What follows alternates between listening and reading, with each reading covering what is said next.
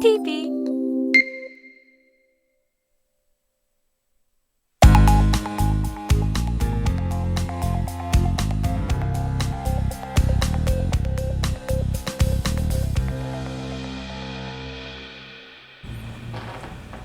자, 염창규 2부 시작하겠습니다. 자, 2부 첫 번째 이야기는 존버만님이 준비한 우울증을 위한 변명. 네. 강서구 PC방 살인사건에 붙여. 이런 제목입니다. 네. 일단은 이 얘기를 네. 준비할 때 고민이 좀 많았어요. 네. 왜냐면은 이거는 지금 아직 진행 중인 사건이고, 네. 그리고 이제 어떻게 보면은 고인에 대한 네. 얘가 아닐 수도 있는 부분들을 말할 수도 있을 것 같다라는 네. 두려움도 있었기 때문에 네. 일단은 먼저 제가 전제하고 얘기하고 싶은 게 뭐냐면 네. 일단 피의자인 그 김성수 씨 있잖아요. 네. 그분은 제가 생각하기에도 명백한 고의를 가지고 네. 살인 행위를 한 거고, 네. 그래서 저는 그 부분에 있어서는 분명히 처벌을 제대로 받아야 된다고 생각하는 입장인 것을 먼저 밝히고 얘기를 네. 할게요. 사실 이 사건이 처음에는 막 좀 그러니까는 포인트가 논점이 처음에는 막 동생이 공동정범이냐, 그러니까 공범이냐, 네. 아니면은 뭐 그냥 어쩌다가 그렇게 보인 것뿐이지 네. 실제로는 가담하지 않았다, 이런 걸로 먼저 시작했던 걸로 기억을 해요. 네. 기억을 하는데 논점이 계속 옮겨져서 뭐 이제 나중에는 뭐 이제 조선족 뭐 이게 온갖 이제 가짜뉴스들이 가짜뉴스에서 가지고 네. 조선족 출신이다 뭐 어쩌다 뭐 하면서 이제 논점이 또 어디로 옮겨졌냐면 우울증이 아니다 막 이런 식으로 우울증이 아니다 이걸 갖고 이제 사람들이 네. 이제 얘기를 하기 시작하더라고요. 그 김성수라는 범인이 우울증이다, 아니다. 이거를 구분해야 되는 그 가장 큰 실익은 우울증에 해당이 된다 그러면은 이게 감경사유, 심신미약으로 감경사유가 되기 때문에 네. 이 사람이 처벌을 덜 받는다라는 부분 때문에 넌 우울증이야! 이러면 안 돼! 이런 느낌이 된 거거든요. 네네, 무슨 말인지 알겠어요. 근데 정말 제 입장이지만요. 사실 저가 이거 자랑할 건 아닌데 네. 정신과 치료 경력이 좀 화려해요. 웃을 얘기는 아닌데 웃게 되네. 죄송합니다. 네. 아니 근데 이 얘기를 제가 근데 우울증에 대해서 이 얘기를 제가 이렇게 꺼내게 된 이유는 딴 게 아니라 네. 두 가지 때문에 그래요. 네. 한 가지는 우울증에 대해서 어떤 프레임이 좀 씌워지는 것이 좀 안타까워서 하는 부분이 있고요. 우울증을 갖고 있는 이제 우울증으로 이렇게 국가에서 공인을 해서 이제 치료를 받았던 사람으로서 지금 사실 저는 우울증이 있다고 생각을 해요.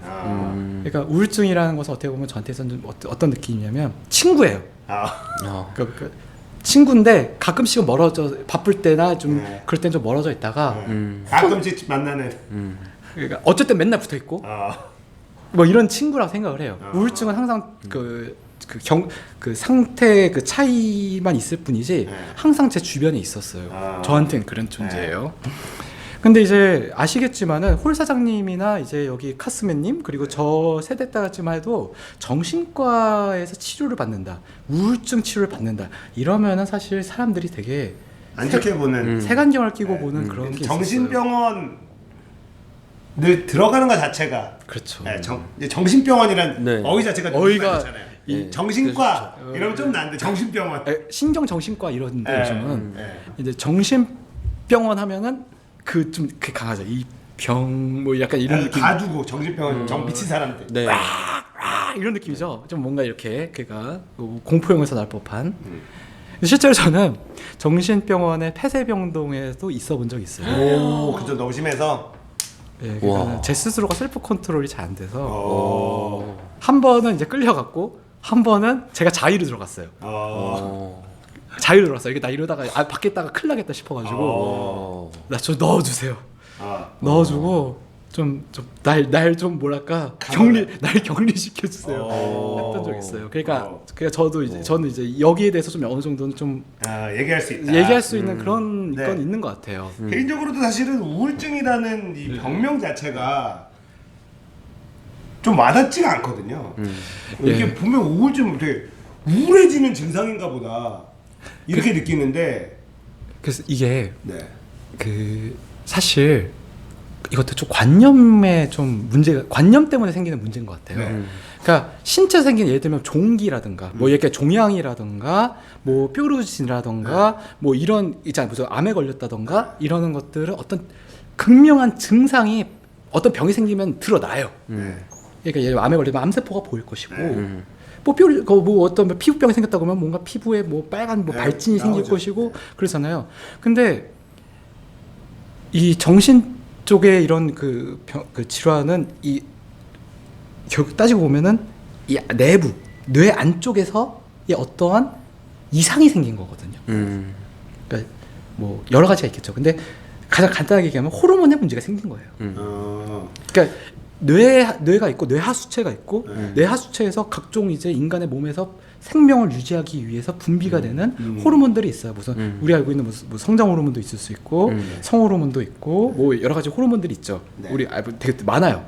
많은데 우울증이라는 건 결국 어떤 특정 호르몬의 결핍이라고 봐야 되는 거예요. 그러니까 증상으로만 따지면은 그러니까 지금은 아까 얘기한 네. 게 우울증이라는 게 멀리 있다가도 가까이도 오고 뭐 같이 있기도 하고 이런 친구라고 본다 그러면 우울증이 가까이 오는 걸 본인이 느낄 거 아니에요. 느끼죠. 저는 친구니까 어. 야야야 오지 마. 왜 왔어? 야, 어떤 왜 와? 증상이 와요? 이런 느낌이죠. 본인한테는 우울증이 뭐 보니까 너무 여러 가지 증상이라 통칭해서 우울증이라고 하는 것 같기도 하고 본인한테는 어떤 게 그러니까 이게 이건 이제부터는 어떤 그 심리학 서적이라던가 이런 게 아니라 네, 본인의 그- 경험에 그 체험을 하고 있고 네. 그 갖고 있는 사람으로서 이제 그러니까 이제 제 개념대로 한번 풀이를 네, 해본다면 네. 일단 네. 우울증이 왜 생기는가에 대해서 좀 알아볼 필요가 있어요. 네. 근데 우울증에 제가 생각했을 때 정말 이제 막 여러 가지 막 얘기들이 있어요. 뭐가 자존감이 부족하고 뭐 저쩌고 그러는데 우울증이 오는 경우는 대부분 어떤 경우냐면 몰입을 못할 때예요. 사람이 몰입이 된다라는 것은 어떤 것에 대해서 몰입이 된다는 얘기는 그만큼 머리가 깨끗하다는 얘기예요. 근심, 걱정 뭐 이런 것들이 사실 많이 배제가 된 상태가 몰입이라고 하는 거죠. 근데 몰입이 안 된다. 그러면 두 가지 중에 하나인 거예요. 하나는 그 ADHD라고 그 이건 병이죠. 이건 딱히 뭐 어떤 우울하다거나 이런 게 아니라 그러니까 어떤 그런 어떤 그 인과관계 때문에 그런 게 아니라 그러니까는 태어날 때부터 뭔가 집중력 결핍 때문에 생기는 거 아니면 대부분은 이제 그 우울하기 때문이라고 보는 거예요.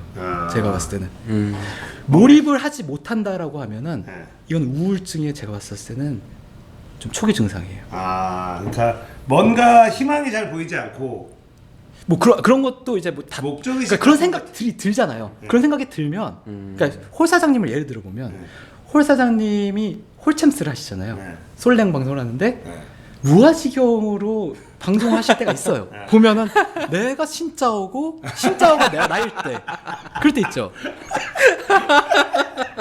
네. 그럴 때는 이제 문화일체라고 해서 이거는 문화일체. 근심 걱정 세상 그때는 정진호가 아니야. 가렌이지. 나는 나는 가렌. 신짜오가 그냥 협곡에 있는 사람이고 난 신짜오일 뿐이야. 난 지금 트리플 키를 띄웠어. 내가 이 협곡에서 나보다 강력한 전사는 없어. 이게 몰입이 잘 됐다고. 근데 내가 LOL 하는데 몰입이 되지 않고 잠깐 딴 생각이 든다. 이런 우울증의 초기 증상이다. 그렇죠. 예를 들면 이런 거죠. 이제 며칠 안 남았잖아요. 홀사는 이제 실버 2에 50포인트 정도 되시잖아요. 네, 시청자들하고 같이 해가지고 망했어요 어제. 그러니까 자꾸 막 그 게임에 몰입이 안 되고 점수 깎인 것만 아쉽고 막 자꾸 뭔가 막 자꾸 트롤러 새끼도 눈에 거슬리고 채팅창 막 눈에 거슬리고 그렇다 그러면은 이거는 이제 좀 우울증이고 우울증의 초기 증상이다. 예.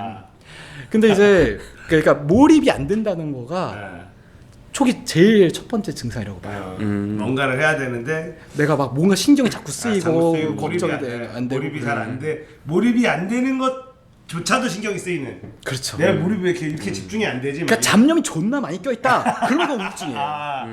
너무 잡생각이 많이 든다. 예. 내가 스스로 느끼기에 거슬릴 정도로. 예. 어. 근데 이제 그게 생각으로 끝나는 게 아니라 내 막 이런 거 있잖아. 나 오늘 뭐도 해야 되고 뭐도 해야 되고 뭐도 해야 되고 5가지 할 일이 막 근심이 있어요. 예. 근데 평소 때면 내가 이거 1가지 2가지는 꼭 했어. 예. 근데 5가지 근심이 있었는데 5가지가 10가지 근심이 되고 예. 오늘 아무것도 내가 못했어. 그런 경우가 있어요. 1가지 2가지만 할 걸 생각을 해두고 살고 있었으면은 네. 그 1-2가지는 분명히 했었을 것 같은데 내가 머릿속에 5가지 10가지 근심이 있다 보니까 5개 10가지 할 거에 대한 압박이 있다 보니까 아무것도 못하는 그런 상황 있잖아요. 그러면 이제 그 걱정이 더 계속 늘어나고. 네, 이제 그러니까 흔히 말하는 이제 이자가 부는 거죠.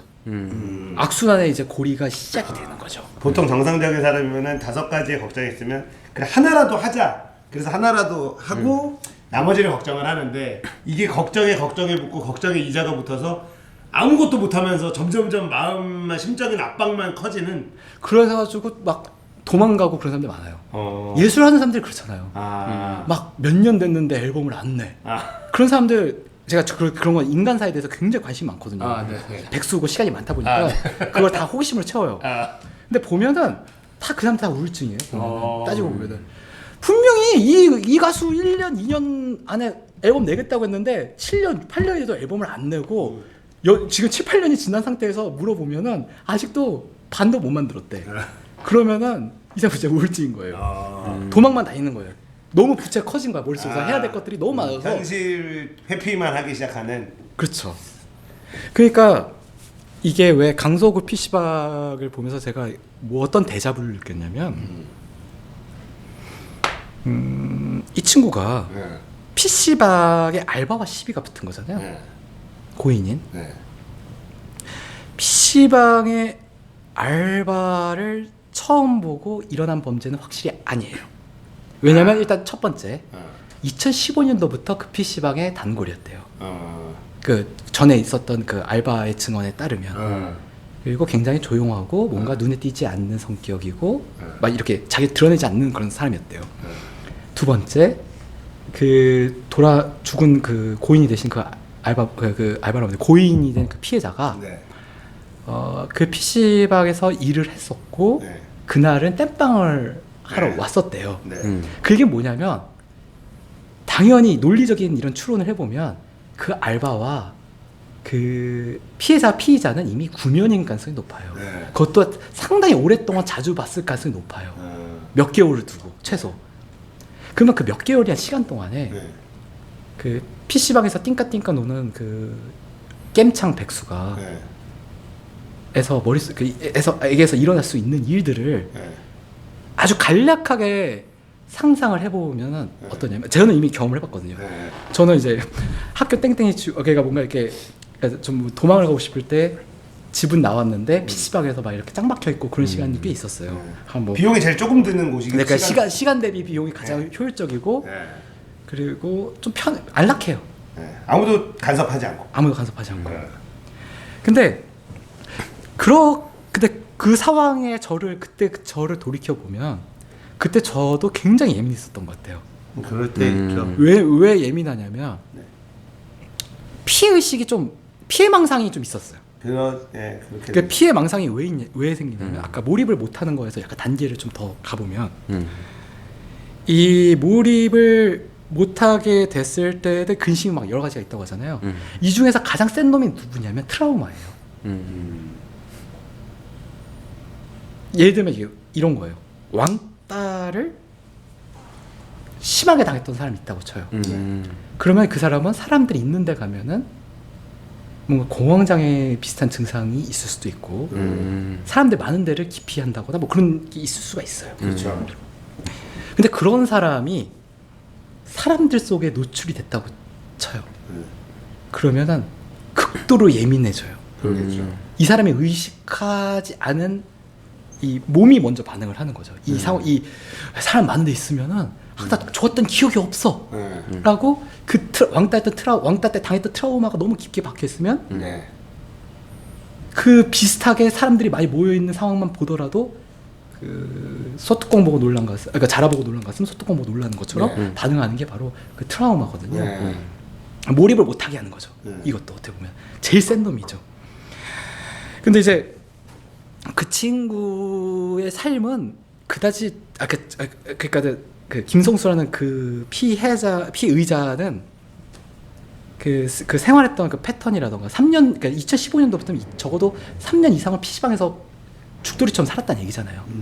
그러면은 아무래도 정상적인 정상인과 가까운 그 사회인으로서의 어떤 그런 어떤 게 일반적인 그 평균 수준의 어떤 멘탈을 갖고 있지는 않았을 거예요.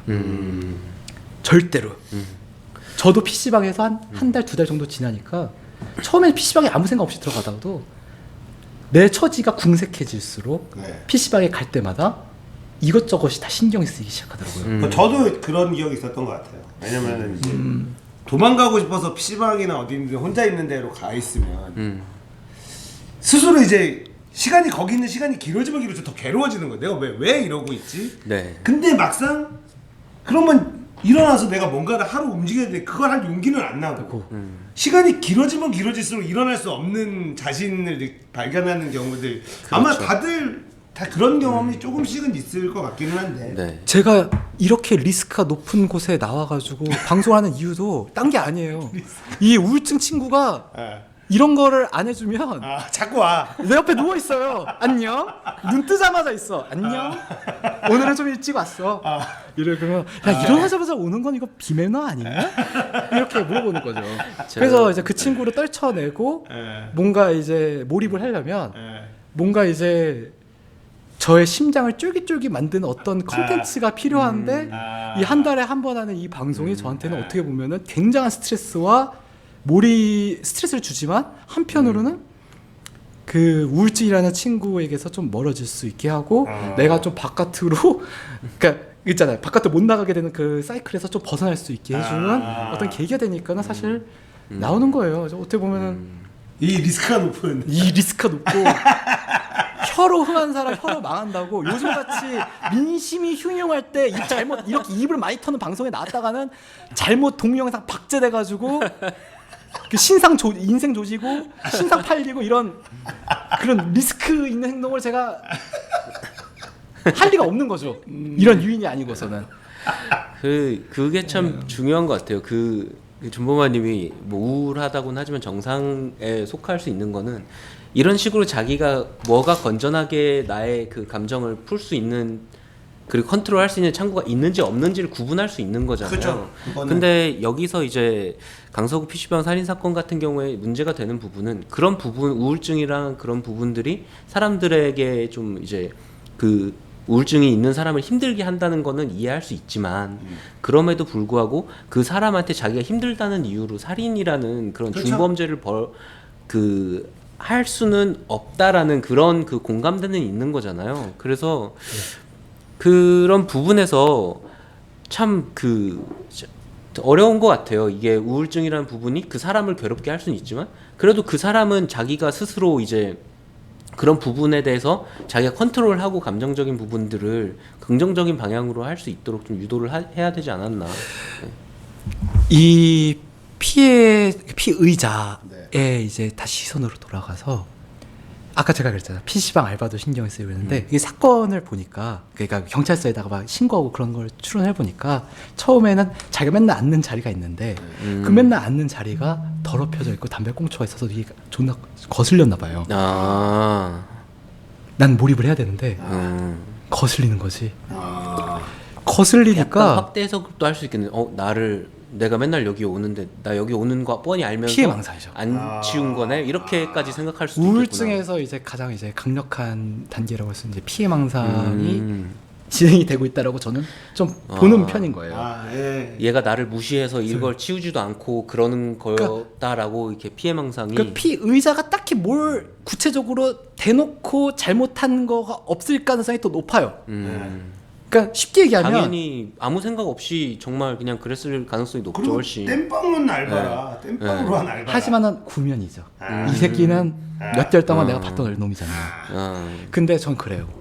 여기서 근데 한 가지 또 포인트가 있는 게 피의자가 피해자의 얼굴과 목을 집중적으로 노려서 찔렀다고 해요. 네. 아, 이게 사실 그 심리학 같이 안 가더라도 누가 봐도 이상하죠. 되게 얼굴을 이상해. 노린다라는 건 뭐냐면 네.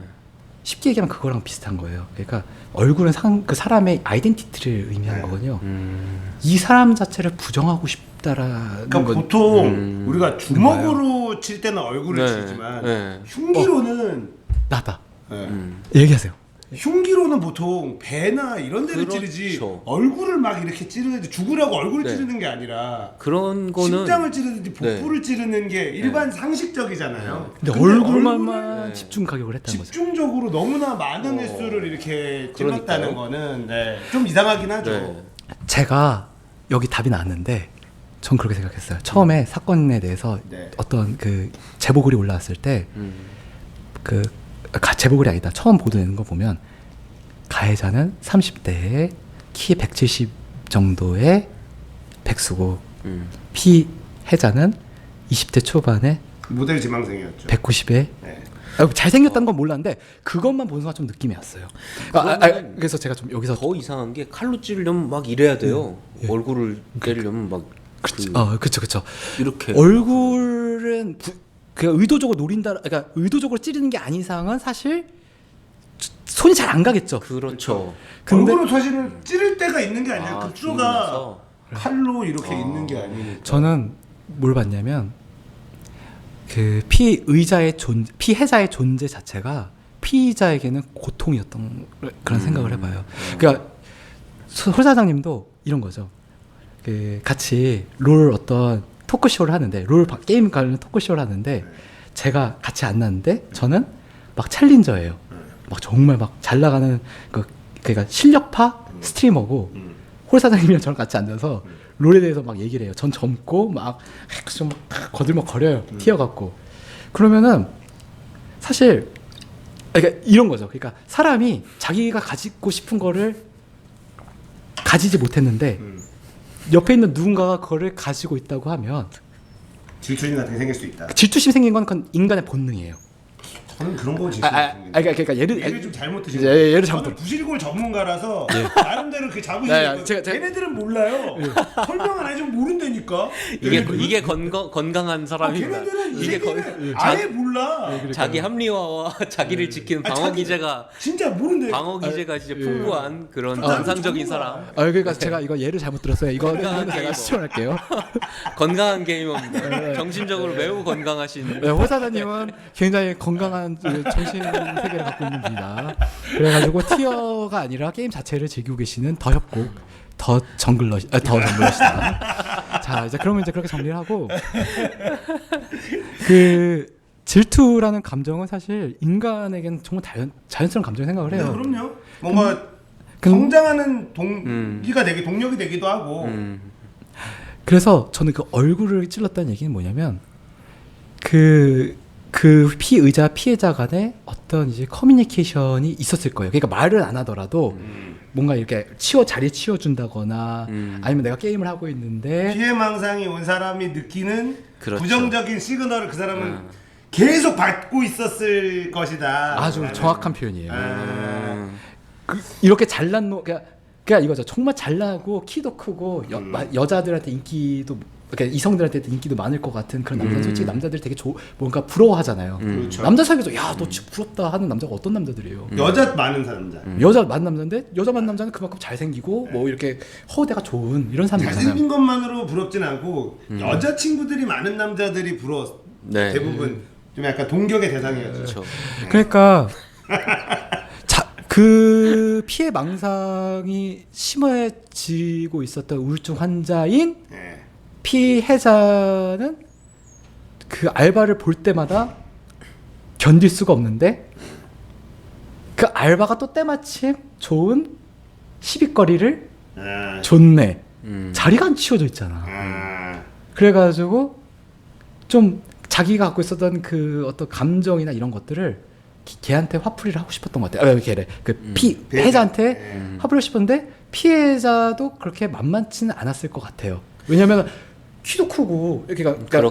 물론 착 한데 아무래도. 무슨 어떤 쉽게 얘기하면 어떤 찐따 같은 새끼 갑자기 와가지고 말 대먹지도 않은 것 같고 시비를 거니까. 그러니까 막 하니까 내가 치워줬고 그랬으면 되는 거 아니야? 이렇게 생각을 했었을 거야 아마. 근데 피해자는 그 정도 수준이 아니었던 거죠. 그러니까 그런 어떤 그 감정이라던가 이런 게 되게 깊었다라는 것을 어디서도 추측할 수 있냐면 그 신고 전화를 먼저 건 사람이 동생이었어요. 그러니까. 동생이 왜 거냐 이거예요. 쉽게 얘기하면. 저 솔직히 좀 그걸 생각했거든요. 동생이 먼저 신고한 것 때문에 공범이다라는 그게 이제 좀 면책이 됐었잖아요. 그러니까 그동안 썰이 타다가 근데 저는 그거는 별로 안 따지고 싶어요. 그거는 제가 CCTV 직접 본 게 아니기 때문에 그리고 진짜 그 상황이 있었던 게 아니기 때문에 그건 제가 수사 중인 것에 대해서 말을 안 할게요. 근데 제가 여기서 좀 포커스를 맞추고 싶은 건 뭐냐면 동생이 신고 전화를 걸었어요. 저는 알바가 신고를 그러니까 알바 일을 보고 있던 피해자가 건 건 줄 알았어요. 아니 그러니까 가해자의 동생이 걸었다는 거예요.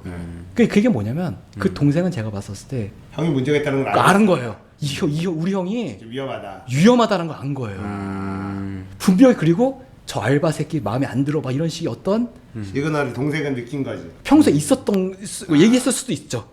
이거 전부 다 이제 이제 그냥- 뇌피셜. 예. 존버만님이 이제 우울증을 갖고 치료를 받아보면서 본인의 겪었던 그런 증상을 토대로 이 사건을 약간 재구성하고 있는 거죠. 예, 사실 근데 이건 정말 뇌피셜이고 네.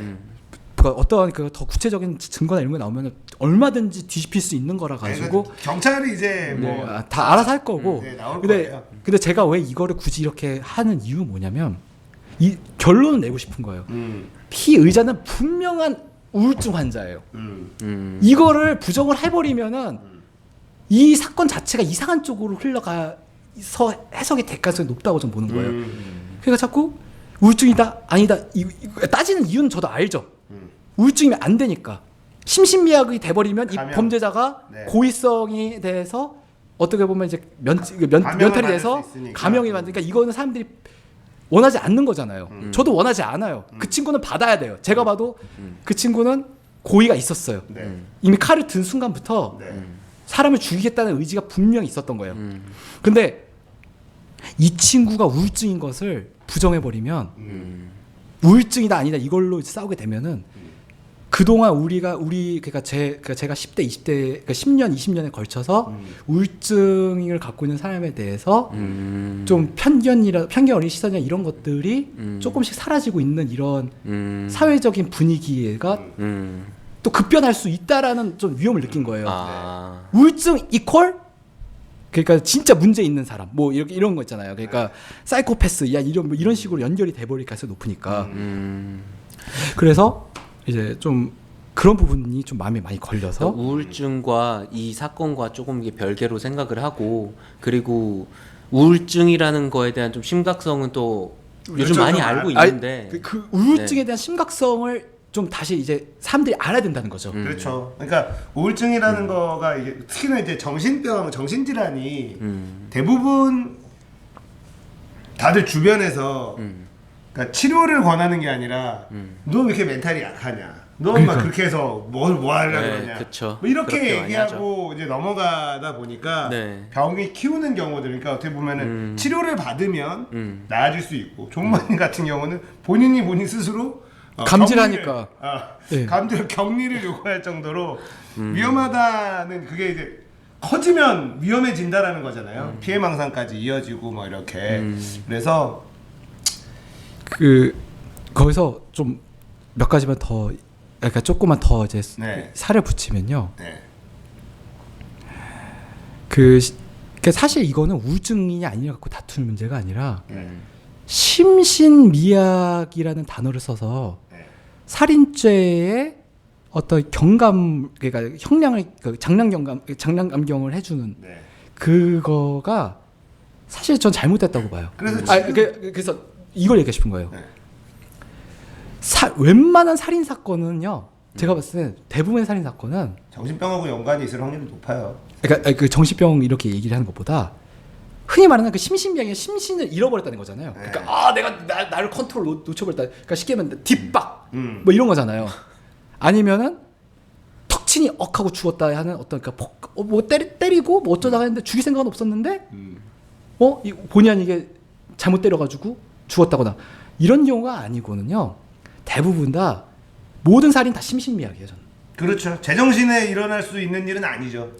그러니까 심신미약으로 감정 사유를 붙인다는 것은 제가 봤었을 때는 모든 범죄, 모든 살인 범죄를 다 감형을 해야 된다는 뜻이. 그렇게도 될 수 있다는 거예요. 네, 무슨 말인지 알겠습니다. 그 말이 좀 잘못됐다고 저는 보는 거예요. 그래서 사실 이번에 청와대 청원에 올라간 것도 네. PC방 살인 사건 이게 올라간 게 아니라 심신미약으로 인한 감형 반대예요. 타이틀은. 그래서 이번에 지금 강서구 PC방 살인 사건에 네. 그 가해자가 네. 우울증 치료를 받고 있다며 심신미약을 주장할 걸로 보인다. 네. 심신미약으로 인한 감형을 없애달라고 청와대 청원을 한 거죠. 그게 네. 처음으로 100만을 넘어갔잖아요. 네. 그래서 이게 보니까 네. 이 강서구 PC방 살인 사건이라는 이것 자체가 또 너무 안타까운 일이고 네.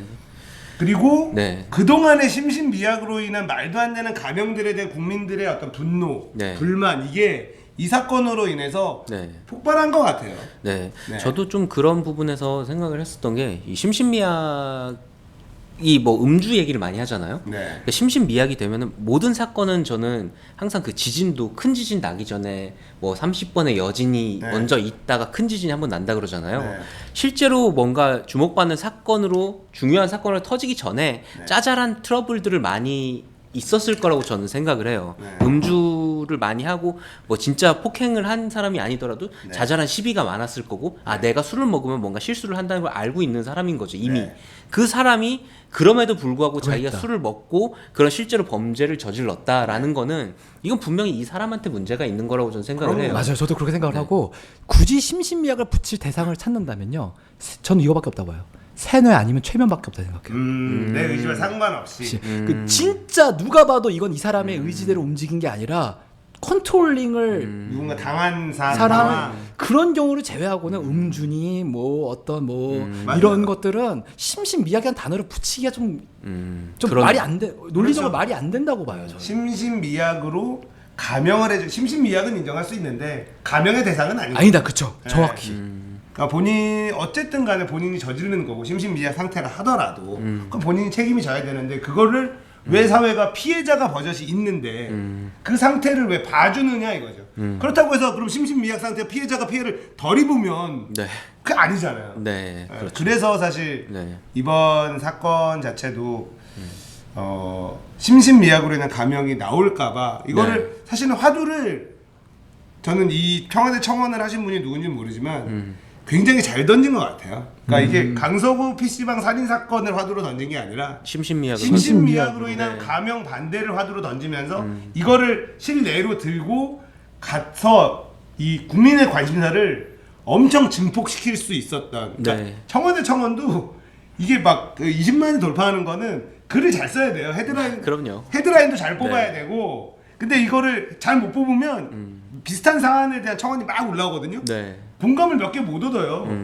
근데 이번 거는 정말 그 100만 화두도 잘 뽑았고 지금 110만 정도 화두도 잘 뽑았고 실제 내용도 이 PC방 살인 사건들 네. 때문에 사실은 이걸 올리게 된 거니까요. 이게 국민들의 전체적인 공감이 청와대 청원에 100만 명 이상 이 동조를 했다라고 하면 온 국민이 그렇게 생각하고 있다고 봐야 돼요. 네, 맞아요. 그리고 저는 그 뭐 청와대에서 뭔가 액션을 취하지 않았다라고 뭐라고 하기보다는 이미 그걸 통해서 그 실제로 그 입법기관이나 아니면 그럼요. 그런 쪽에서는 이미 뭔가 국민들의 저렇게 많은 사람들이 이렇게 생각하고 있구나라는 게 네. 충분히 전 압박으로 다가온다고 생각을 하거든요. 그렇죠. 그러니까 이게 네. 지금 이것 때문에 네. 사실 청와대가 심신미약으로 인한 감형을 청와대가 결정할 수 있는 권한이 아예 없죠. 네, 그렇죠. 그런 부분. 근데 이게 네.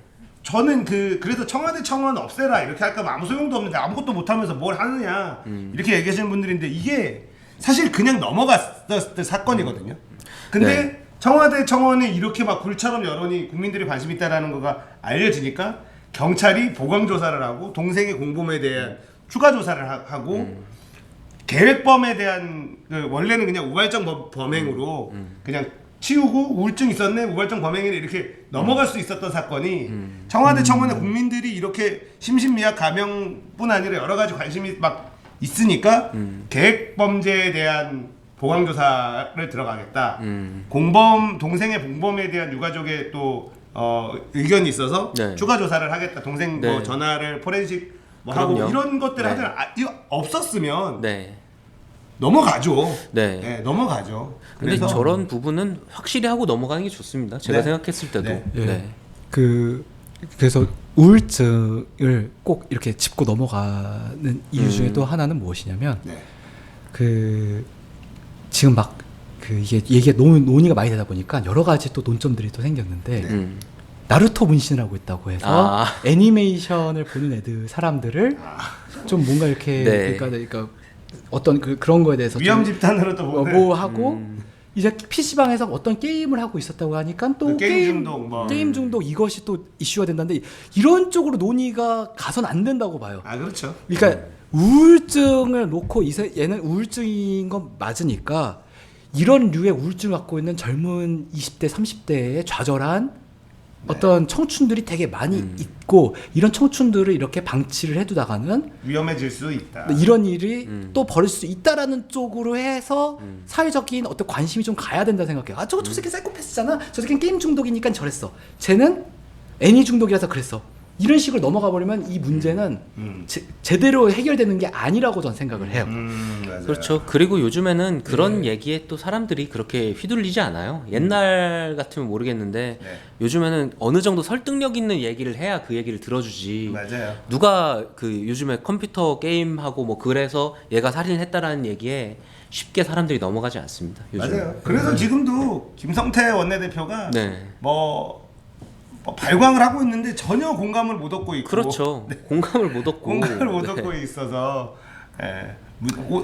오늘인가 어젠가 보니까 문재인 문재인 대통령을 이제 까는데 네. 좀 공감이 가는 영역을 까야 되는데 네. 뭐 최순실 국정농단의 최대 수혜자고 깜도 안 되는데 그 수혜로 대통령이 된 것뿐이고 능력도 없고 국민의 지지율이 이만큼 나오고 북한에만 매달리고 경제는 뭐 개판치고 그래서 자기 소개하고 그래서 이거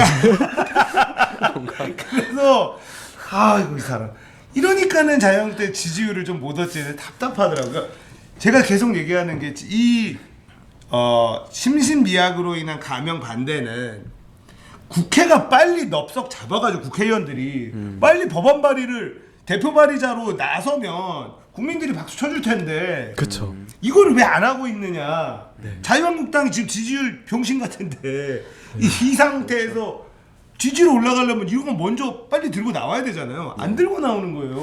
지지율 측면에서는 잡는 게 맞는데 무조건 이슈화 되잖아요. 네. 최소한 이슈화는 되네. 또 근데 더 깊게 들어가면은 참 심신미약이라는 것부터 정의를 하고 또 뭐 여러 가지 복잡한 게 많긴 하겠죠. 근데 자유한국당이라면 잡을 만하다. 일단 그럼요. 잡아볼 만하다. 왜 안 할까? 그러니까 시청자들은 재벌들도 심신미약으로 많이 가면 많이 그렇죠.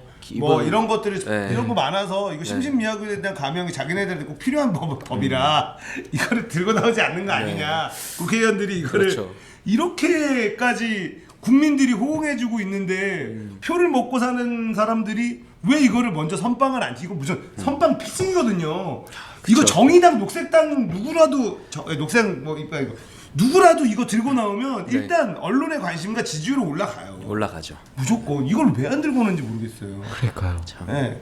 근데 참 이게 진보 쪽에서는 쉽게 들기 어려운 주제인 것 같고 정말 딱 맞춤이죠. 자유한국당 맞춤이죠. 이거는.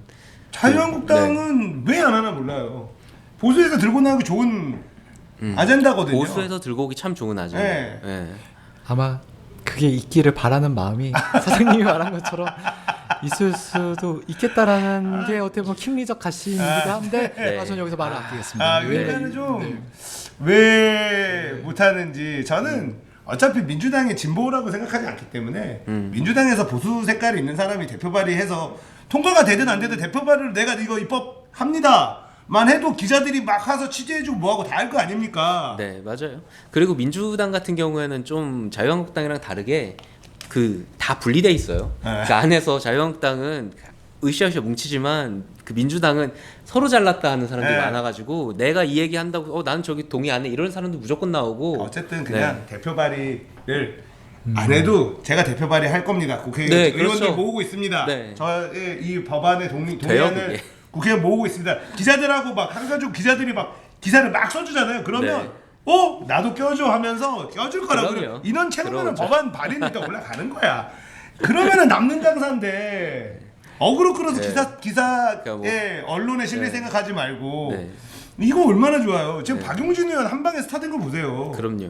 그렇죠. 네. 유치원. 박용진 의원이 네. 이전에 요 삼성 바이오로직스 그 위원회가 달랐을 때 네. 바이오로직스도 터트린 게 제가 알기로 박용진 의원. 아 그래요? 그 그러니까 삼성 터트려서는 네. 스타가 못 돼. 근데 그것 때문에 뭐 교육으로 옮겨갔다라는 그런 썰도 있었던 것 같은데 뭐 그 그래- 어디에 있다가 네. 네 삼성 건드렸다가 이제 더 이상 건들지 말고 교육으로 가라 해서 갔더니 이제 유치원 파고 뭐 네. 그랬다는 저도 정확히 모릅니다. 네, 네. 유치원을 네. 어쨌든 터트려서 지금 뭐 이거 지금 또 유치원에서는 아이들을 볼모로 뭐 힘싸움 하려고 하는데 네, 그러고 있죠. 이번에 좀 힘들더라도 이거 다 뒤집어야 된다라는 게 온 국민 여론들이고 엄마들도 이제 네. 그래 한번 참아볼 테니 그 대신에 아이는 맡기고 회사는 다녀야 되니까 국가 이제 정부에서 어떤 대책을 내놓을지를 지금 유심히 보고 있죠. 네. 네. 뭐 사실 저희 어머니도 유치원에서 일을 하고 계시거든요. 음식 하시는데 그럼 잘 아시겠네요. 잘 누구보다. 아는데 네 그래도 뭐 지금 현직이시고 하니까 저도 여러 가지 들은 얘기들은 있는데 그러니까 네. 이게 유치원이나 어린이집 얘기는 부모들이 이미 다 알고 있어요. 네. 부모님들이 알고 있죠. 다 알고 있는데 내 아이가 거기에 있으니까 그냥 아무 말 안 하는 것 뿐이에요. 저도 이제 어린이집하고 유치원 애들 다 보내봤잖아요. 네. 다 느껴져요. 그럼요. 그렇겠죠. 근데 그냥 내 아이한테 내 아이를 잘 돌봐줘가 아니라 내 해코지 아이한테 해코지만 할까 하지 마. 봐. 네. 똑같이만 해줘. 이 마음이거든요, 부모들이. 그 이제 얼마나 지금 이게 시간이 남았는지 모르겠는데 네. 그 아직도 저는 그 피의자가 네. 처음으로 이제 포토라인에 서서 네. 공개됐었을 때 그 모습이 네. 그 잔상이 잘 안 지워져요. 아, 왜냐면은 어디서 많이 본 얼굴 같고, 얼굴 표정이나 이런 이런 약간 것들. 무기력한 이런 표정. 그러니까는 쉽게 얘기하면은 네. 생에 대해서 이미 체념한 듯한 그런 표정들 있잖아요. 그러니까 어떤 생에 대한 어떤 집착이나 의지 이런 것들이 전혀 느껴지지 않는 표정이고, 네. 어떤 면에서는 얘가 좀 약물을 좀 많이 먹었나? 그러니까 저도 약을 한참 많이 먹을 때가 있었거든요. 네. 근데 약을 먹었을 때 흔히 말하는 이제 신경 안정제 이걸 네. 먹었을 때 정말 안 좋은 것 중에 하나가 뭐냐면 사람이 바보가 돼요. 왜냐면은 쉽게 억지로 이거를 다운시키니까. 다운을 시켜 놓는 거니까 이거야 쉽게 저도 좀 그랬던 것 같아요. 이런 거 있잖아요. 멍 때리고. 저는 멍 때리는 거랑 정말 관계가 없는 사람이에요. 항상 보면은 아시겠죠. 저 보실 때만 아시겠지만 저는 멍 때리거나 이런 거에 관심이 없고 항상 머리를 네. 어떤 식으로든 간에 굴리는 약간 그런 관념의 동물인데 근데 진짜 그걸 먹고 나면요 멍 때리게 된다. 하고 어떤 일이 있었냐면 한 3일 동안에 네. 제가 지갑을 3번 잃어버린 적이 있었어요. 오. 택시에 2번 놓고 내렸는데 그 중에서 2번 마지막 3번째 때 택시에서 그 내렸을 때 전 아직도 그 친구한테 전화를 걸면서 외쳤던 그 절규가 잊혀지지가 않아요. 나 병신된 것 같다. 또 지갑을 또 내렸다고 또 이 친구는 알고 있는 이거 친구예요. 너무 슬프다. 이 시청자 되게 중에서 아마 이 슬프겠다. 녀석 있을 것 같은데 맞아요. 그거 진짜 내가 찡하다. 바보 된 것 같은. 난 이제 끝났어라는 감정이 확 올라오는 거예요. 난 완전 이제 어. 나는 이제 이 세상에 정말 쓸모 없는 그런 어. 존재가 돼버렸구나라는 어떤 절망감. 야 저기 LMWA 있잖아요. 쟤요 쟤. 야 민우야, 민우야 기억나지? 그래서 그때의 그 약을 먹고 무기력해져 있던 제 모습이랑 그 놈이랑 친구가 있잖아요. 민우 어때 민우? 야 김민우 박민우 뭐 어떻게 알아? 그 흔한 이름인데 뭘? 근데 아무튼간에 네. 참 그 친구에게 저는 사실 약간의 연민은 있어요. 이 살인자에게 그러니까 여기까지 가는 과정이 인생이란 네. 그 친구의 30년의 과정이 저는 살인이라는 행위만 딱 떼놓고 보면은 이 전까지 짤 없지만 그렇죠. 명백한 그럴 범죄자인데 수는 없지만 혼자서 PC방에서 3년 동안 네. 짱 박혀가지고 똑같은 PC방에 짱 박혀가지고 똑같은 자리에 맨날 앉아가지고 네. 게임하고 네. 느꼈을 뭐 열등감이나 스스로에 대한 그 어떤 회의감 네. 또 약을 많이 오랫동안 먹었다 정신과 치료를 받고 약을 먹었다고 했으니까 약을 먹으면서 느꼈을 것 같은 스스로에 대한 무력감 이런 것들이 남의 것 같진 안 느껴지는 거예요. 나도 저기서 더 심해졌다면은 저렇게 저런 범죄까지는 아니더라도 뭔가 어떻게 좀 됐을지. 예. 극단적인 어떤 행동들을 했었을 거라는 생각을 하니까 네. 저 친구가 일단 그거예요. 법대로 벌을 받아야죠. 네. 죽을 때까지 그 사죄를 그러니까 참여해야죠. 네. 근데 그래서 좀 행복해지려고 노력은 했으면 좋겠어요. 그러니까 살아 있는 동안은 그냥 더 나은 삶을 살기 위해서 발버둥을 쳤으면 좋겠어요. 네. 무슨 그거조차 말인지 알 것 같아요. 예. 네. 그래서 그런 얘기를 좀 하고 싶었어요. 아무튼 이 강서구 PC방 살인 사건은 네. 단순 그냥 어떻게 보면 가십으로 넘어갈 수 있었던 일이 네. 굉장히 커졌어요. 그렇죠. 국민들의 관심이. 네. 그러니까 사실은 뭐 이런 정말 말도 안 되는 일들이 가끔 벌어지고 뉴스에 이제 나오는 거잖아요. 말도 안 되는 살인 사건들. 네. 그러면서 정말 와 세상이 왜 이렇게 돌아가냐, 우리나라 이상한 거 아니냐, 뭐 이런 얘기들도 많고 옛날보다 무서워졌다, 뭐 이런 얘기들도 나오고. 네, 맞습니다. 예. 근데 이게 어쨌든 그 청와대 청원의 심신미약 가명 반대라는 정말 요 하나의 화두 가지고 이 정말 커져버렸죠. 네. 어떻게 될지. 그리고 이렇게 커진 상태에서 아마 심신미약 가명을 이 사안만큼은 절대로 법원에서도 못할 거라고 봐요. 그럼요. 부담스럽죠. 예. 네. 그냥 법대로 처리해줬으면 좋겠고. 네, 법대로 받아야죠. 이거를 죗값을 계기로 받아야죠. 심신미약으로 인한 가명은 이제 없어지는 네. 계기가 됐으면. 네, 네, 저도 맞습니다. 그렇게 되길 바랍니다. 그래서 이분 뭐 피해자는 너무나 억울하잖아요. 부모님들 뭐 얼마나 저도 가슴이 찢어지고 너무 잘 키운 저- 아들인데. 네. 안타까워요. 네. 그래서 예. 이 딱 그 죄질만큼의 재고형을 받아야 된다고 생각을 하고 이 억울한 죽음, 말도 안 되는 이런 허망한 죽음이 우리 사회가 조금 더 나아지는 계기가 되는 게 그나마 좀 그 억울함을 조금이라도 줄여줄 수 있지 않을까 이런 네. 생각을 좀 해봐요. 맞습니다. 네. 자, 우울증에 대해서 좀 네. 얘기를 해봤고 조모만님의 이제 개인 경험까지 우리가 들으면서 자, 이분 남은 시간이 조금 있는데 요거 한번 주식시장에 단타가 성공하기 어려운 이유. 이게 사실은 네. 당구장에서 죽방을 치면은 당구장 사장님만 돈 가져가는 거랑 비슷한 논리긴 한데 이거 좀 들어보고 싶거든요. 근데 제가 지금 좀- 또 주식이 난리가 났잖아요. 네. 근데 네. 제가 좀 화장실 갔다 와야 될 것 같아서 그래요? 조금 일찍 끊고 알겠습니다. 3부를 그럼 기념할 것 하겠습니다. 아, 죄송합니다. 진행도 하는데요. 그러게 대단하시네. 3회차 만에 진행을 하네. 네. 잠시 쉬었다가 네. 3부로 돌아오겠습니다. 여러분들 염청교 함께하고 계십니다.